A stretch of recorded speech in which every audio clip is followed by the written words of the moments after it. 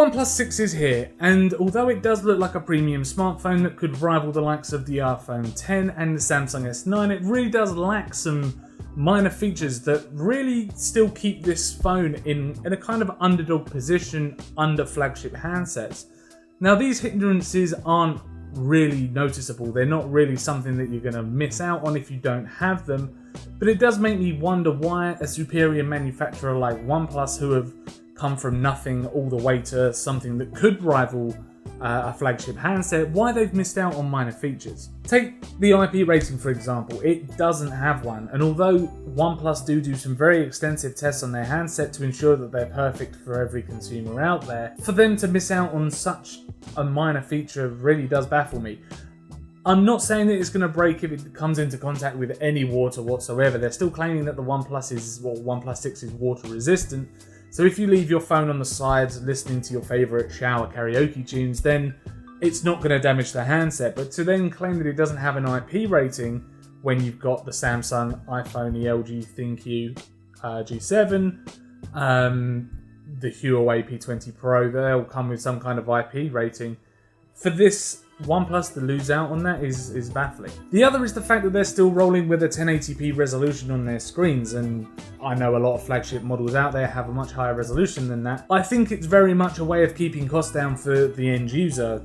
It's one of the cheapest phones on the market, one of the cheapest flagship handsets on the market at the moment, so it's probably a way of keeping that cost down underneath the competition. Now, the actual resolution stands at 2280 by 1080p, and it is an OLED display as well, so it does still mean that the colours are extremely bright and vivid, and it does look absolutely stunning when consuming media. But not to have that extra resolution there, again, is a point worth making on this actual handset. The other thing with the lack of the resolution on there, a bonus I would suppose, is the battery lasts longer. Everyone knows that the higher the resolution or the better the screen you've got, is the less battery you're going to get out of your handset. So if you've got a 1080p screen, then the battery is increased over something like a Samsung S9 or iPhone 10 or any of the other flagship models. But if there is one area where the OnePlus 6 does excel, and that's its absolutely gorgeous design. It is a really wonderful looking smartphone. It does come in a variety of colours. We've been sent a white one here to have a look, but you can get them in red. The red is the newest colour, and you can get them in a couple of blacks as well, one being gloss and one being matte. The actual phone itself is covered in Gorilla Glass 5, so it does give it somewhat protection from things like scrapes and drops. There is also this metal band that goes around the outside of the phone as well, so if it does fall on to one of the corners, it is protected reasonably well. You're probably still going to end up with a smash screen if you drop this, but for the most part you are protected with that silver band and the Gorilla Glass 5. So the nice thing about the handset is that it comes with this clear plastic case. Now, the case is nothing special. It's literally just very much a silicone kind of housing for the back and sides of the phone. It's not going to protect the front, but it will give it an extra bit of protection from things like scratches, and it gives it a very nice texture as well to grip it in the hand. I quite like the fact that they've included one of these in the box. So I would say around 90% of the actual front of the phone is covered in screen, and that's albeit this little chin at the bottom, which is covering technology like the headphone jack, the USB Type-C port, and also a speaker in the bottom as well. At the top, it's also got this little notch that they're now branding it, which houses a front-facing camera and also a speaker for making calls as well, so you've got the notch there. Now, the notch, you might think at first is a little bit off-putting, but once you've actually started using the handset for quite a while, it kind of disappears. You don't really take notice anymore, especially if you're doing some fast web browsing or scrolling through social media, it actually disappears. Now, the nice thing about the actual phone, the notch itself is on certain apps like the browser, for example, it actually leaves the status bar up the top, so it's actually very much hidden still by the status bar at the top. So when you're on the Google Chrome app, and other apps feature that as well, you don't see it at all. It actually turns invisible, which is a very nice feature, I think. And obviously when you go back to your home screen, then it very much reappears again. Now, down the left hand side you will find a SIM card tray, and you will also find the volume rocker as well, which is a very, very weird position for me. I'm not used to having the volume rocker on the left hand side, but there's a very, very good reason for that. Now, down the right hand side you've got your power button, and you've also got this little switch as well, which is a physical switch that switches it between silent, ringing, and vibrate modes as well. It's a very, very nice touch, I think, for the actual phone to include a physical switch. it saves you unlocking the phone, pulling down the notification bar at the top and then going to volume, or even unlocking the phone and having to keep tapping the volume rocker to get that volume down to 0. On the back of the phone, it's very, very plain. You've got a dual camera, and you've also got a fingerprint sensor on there as well, which is oddly shaped like rather than a circle that you find on most other handsets, it's shaped like kind of a rectangle oblong shape. But that unlocks the phone in well under a second. As I've already stated, the actual screen is very bright and very vivid, and it almost seems as if there's like an unlimited amount of customizations you can actually make to the display. Very, very nice thing you can change is the color range that the phone actually uses, which if you calibrate the screen to default, you can have it as sRGB. You've got DCI-P3 mode, adaptive mode, which senses the kind of environment that you're in, and then custom color as well, so you can choose whether you want a cold or kind of warm color on there. You've also got the notch display if you want to turn that on and off, app display in full screen, different themes where you can change the actual background and text color, so you can have a dark theme and apps will show up as a black background and white text, and then you can change the font size, display size as well, in terms of text size that you see in various apps. So there's a number of very in-depth customizations that you can make to this screen to find really the perfect fit for you. It's all about customization on what kind of media you consume, what kind of things you do with your phone, and how you want to display that. I've chosen DCI-P3 mode just because I kind of liked the colors.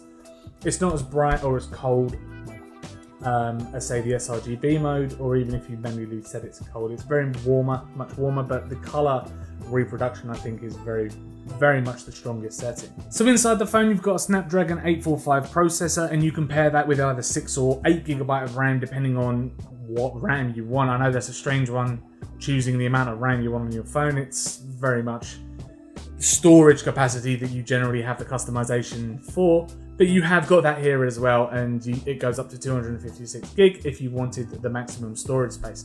Now the biggest problem with that is that there's no expandable storage on this phone, so you have to really think about how much storage you're going to need if you're going to be taking lots of video or storing lots of video content on this phone, whether it's pictures as well or music, anything that you store on the phone. You're going to have to decide how big you want your phone at the time of purchase. The actual performance of the handset itself, I've never had a problem with this phone. I've been using it now for about 3 weeks, and everything about this phone just seemed flawless, especially when it comes to things like multitasking or playing graphically challenging games on the phone. There was no slowdowns at all, there were no glitches, there were no errors, there was no stuttering. It was just an absolutely flawless experience, and I couldn't find a single fault with it, which is very strange, I think, coming from an objective view of the phone.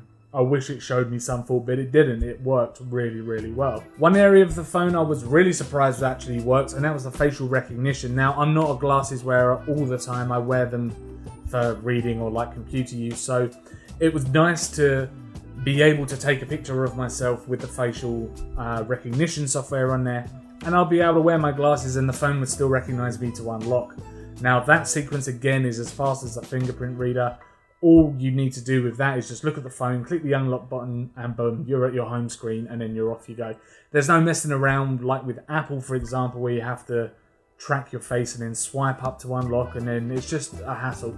This is just one button. As long as you're looking at the phone, 9.5 times out of 10 you're gonna get an unlocked phone directly to your home screen. So I think the reason that this phone does work very, very well is the fact that it uses the Oxygen OS, and it's been very, very well optimized to this particular handset.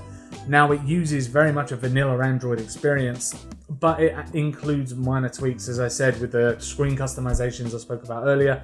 You've also got something called reading mode, which turns apps like the Kindle into very much black and white style screen.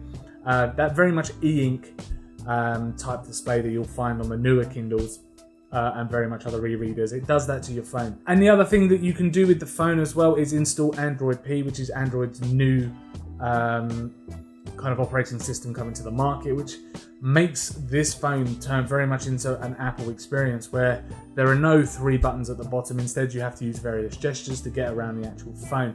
Now that's not released fully yet. Android P is on the way.